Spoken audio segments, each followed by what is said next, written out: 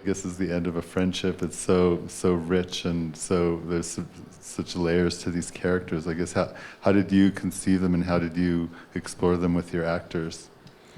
A lot of it was just me like thinking about my high school experience in retrospect, and like the idea of honestly this, I started thinking about like how I find it now very cringeworthy, but at the time it was like very real and serious. And I think how like drama can age as we get older, and things that once felt like kind of the end of the world then become sort of funny. But at the time you can't see the humor in them. And I think, especially with friendships, there's so many friendships that become a figment of our past as we're like anticipating our future, and that is a very real and dramatic thing. So. Yeah. I think this film's also really interesting in the way that it. I think a lot of this films of this type, like victimhood, is like a big aspect to it, and Right. it almost seems like you made a point of not making your character a victim. Right, definitely. Yeah, well, I think that's the other thing. When we're young, people say things sometimes. When they're young, they're very unhinged and kind of shocking. And I think especially when you're 18, sometimes you don't know how to react to that.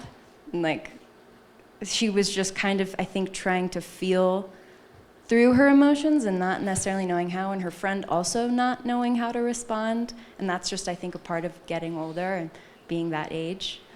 Yeah. I thought the boy character was so interesting too, 'cause he's kind of like there's something very like cute and charming about him, but also Right. like that he's just really immature. Right. And and you're kind of like, oh yeah, duh, you got dumped. But how did you think about his character, and how did it work out with how did you cast the actor? And I knew him personally. Okay. He's a very great guy, but he has this thing going on, this kind of like, I don't know, he can be kind of unnerving, I think, in his performances. And he has this very dry sense of humor that I was interested in exploring with him.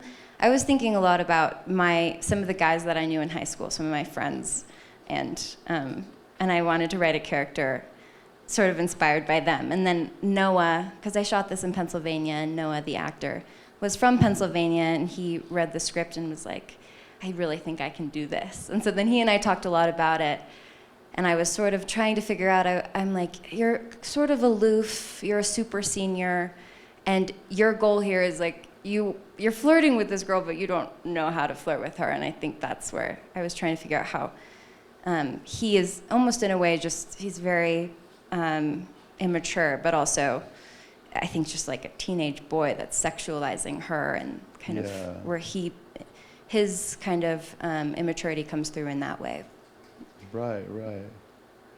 And what about just your main character, her difficult, like her friends, like he's stupid, Right. but that kind of doesn't register for her, and it's clearly brought up some real feelings for her. Definitely. So how did that kind of play out in your mind? I was trying to capture a difference in, like, Ramona is clearly at this level in her teenhood where she has a boyfriend and she's comfortable drinking, and she's growing into that part of herself, and Kitty's sort of left behind. And so I think for her it's like, when you are getting older and you're experimenting with drinking and relationships, it's still kind of uncharted. And I think that, especially in that time, I don't know, I think when you're still learning, you don't know what's right and what's wrong. Yeah. To her, it's just like, lighten up, Kitty. Like, he's flirting with you. And then, whereas Kitty, I think, being in a place where she isn't ready for that, she hasn't taken that leap, is so affected. And to contrast those, someone who's, I think, desperately trying to grow and experiment with her teenhood, and then someone who's still kind of stuck in childhood. How does that look like as best friends? Right. How does that contrast each other is what I was thinking, that's what I was exploring here. So Nice, nice. yeah, thanks. Questions from the audience? Yeah. Seems like you had a very clear idea of the story going into it. What was the process like finding the right actors for the two leads, and how did you feel confidence that they were going to be able to bring those characters to life? It took me a really long time to cast the film. I wanted to be very careful about it because I wanted to find two actors that you could imagine were once very close friends. So I wanted there to be kind of an intimacy between them. And I felt that these two actresses had a similar energy. And so we did a lot of chemistry reads to kind of build that. And then they ended up becoming very, very close friends on set, which was cool to see. And I also, I think, wanted to kind of, I was interested in how, I'm like drawing a blank. Yeah, like trying to find, I think, people that felt like real. They felt like real high schoolers, and that was important too. Like that, even though Ramona is now experimenting with alcohol and like having a boyfriend, she still feels like a high school girl, and that was important to me, so. Anyone else? Yes. It was in Bucks County, Pennsylvania. Yeah, a place called Sellersville. Yeah. You're familiar? Okay. Anyone else? Yeah. Really beautiful locations. You mentioned that it was shot in Bucks County. I'm wondering how much the environment informed the way that you shot the film, or did it change at all? You sort of landed where you wanted to shoot it? Definitely. The environment was a big deal for me because I'm actually from Oregon, so I don't know this place very well, but it was my very close friend that I met in college is from this town. And so when I went to college in New York City, that was kind of our escape, is we would go to this town together, and it was like the first place on the East Coast other than New York City that I really got to know. And as I got to know her better and like kind of imagined her high school world in this town, it became important to me to shoot it there because it felt so real and honest. But it was really fun, honestly, because we used her car, we used her house.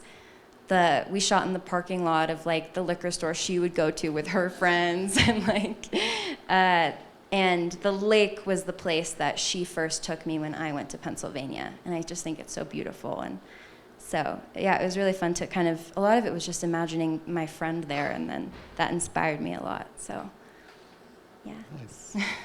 Anyone else? It was a 3-day shoot. Yeah. So going forward, is this the kind of film that you want to explore, or do you have or do you have any specific projects that you're working on? I mean, I'm trying to write a feature, but it's taking a while. But I don't know. I am interested in quiet, character-driven narratives for sure. But I also think that it's a comfort zone for me, and I am interested in trying something new. So we'll see what that means. But yeah. Yeah. It's a little crime action movie. Yeah, maybe. Who knows? A thriller. I'm working on my next horror. But, Yeah. which is, I actually will say, some people that watched this film were like, I was expecting it to be a horror. Because it has kind of an eeriness to it, I think, and like the lake, and I don't know. So I'm interested, maybe. Who knows? Yeah, girl walking at home alone at night. Yeah, right. Like, and I'm like, yeah, I guess so. What could have happened? It could have been bad, actually. Yeah. So. Cool. Well, thanks so much for sharing it with us. Thank you so much.